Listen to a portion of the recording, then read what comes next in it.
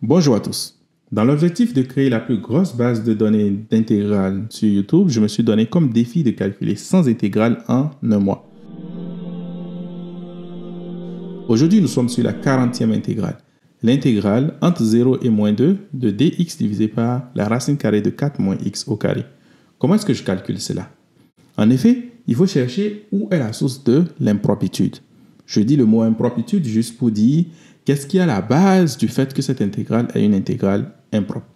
Justement, lorsque je vais commencer par regarder les bornes, en remplaçant x par moins 2, qu'est-ce que j'obtiens? J'obtiens 0 au dénominateur. Le problème apparaît directement parce que moins 2 au carré, ça fait 4. 4 moins 4, ça fait 0. Donc, c'est grave. Alors, qu'est-ce que je fais? Je me concentre sur un calcul particulier. Le calcul de l'intégrale entre 0 et lambda, cette fois-ci. De quoi? De notre intégrale. Donc, de dx divisé par la racine carrée de 4 moins x au carré. Après, on va remplacer lambda par quelque chose. Et vous allez voir quoi. Comment est-ce que je peux calculer cela? On va supposer ici, par exemple, que notre lambda doit être supérieur à moins 2 et inférieur à 0. Simplement pour rester dans cet intervalle-là. Comment est-ce que je peux calculer cela? Pour calculer cela, étant donné que j'ai une intégrale qui est définie ici, je vais simplement chercher la primitive. Et la primitive ici, comment est-ce que je fais ça? Ah oui, vous avez deviné, un changement de variable trigonométrique. En effet, je vais poser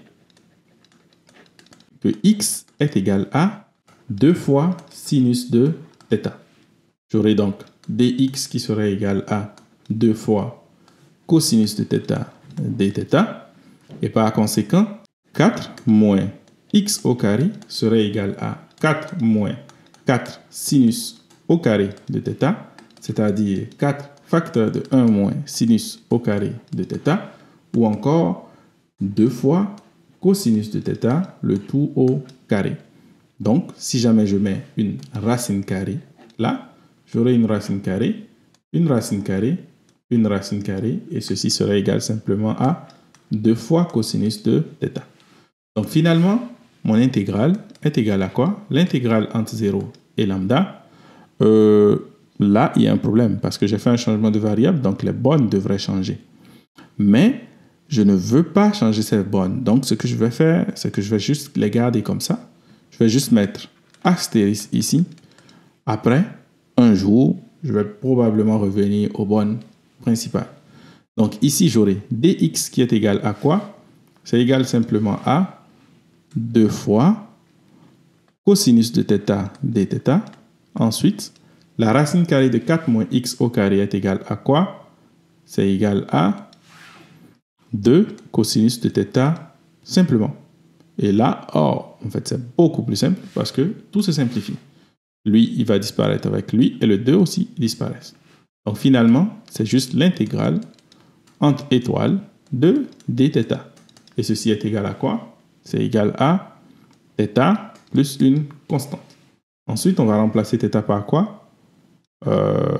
Par ce qu'on avait posé justement. On avait posé que x était égal à 2 fois sinus de θ. Donc ça veut dire que θ est égal à quoi? C'est égal à arc sinus de x divisé par 2. Mais il faut appliquer cela en un point, au point que j'avais fixé dès le départ, donc au point 0 et au point lambda. Donc ceci est égal simplement à arc sinus de 0 moins arc sinus de lambda. Pardon, ici, c'est 0 et non θ. Arc sinus de 0 est égal à 0, donc ça peut disparaître complètement. Donc ceci est simplement égal à moins arc sinus de lambda. Et on fait quoi avec ça? Parce qu'il ne faut pas oublier que notre objectif, c'était de calculer une intégrale impropre. L'intégrale de 0 jusqu'à moins 2 de dx divisé par la racine carrée de 4 moins x au carré. En effet, ceci est égal à quoi? C'est égal à la limite, lorsque lambda va tendre vers moins 2, de l'intégrale entre 0 et lambda de dx divisé par racine carrée de 4 moins x au carré. Et puisque j'ai calculé ça en haut, donc ceci est égal à la limite lorsque lambda va tendre vers moins 2, de moins arc sinus de lambda. Je remplace donc lambda par moins 2 si c'est défini. En effet, c'est défini et c'est égal à pi divisé par 2. Pardon, moins pi divisé par 2. Donc avec le moins, finalement, j'aurai comme résultat, tout ceci est égal à pi divisé par 2. Et je peux donc conclure que l'intégrale entre 0 et moins 2 de dx divisé par la racine carrée de 4 moins x au carré est égal à pi divisé par 2. Et ça, c'est le résultat auquel on s'attendait.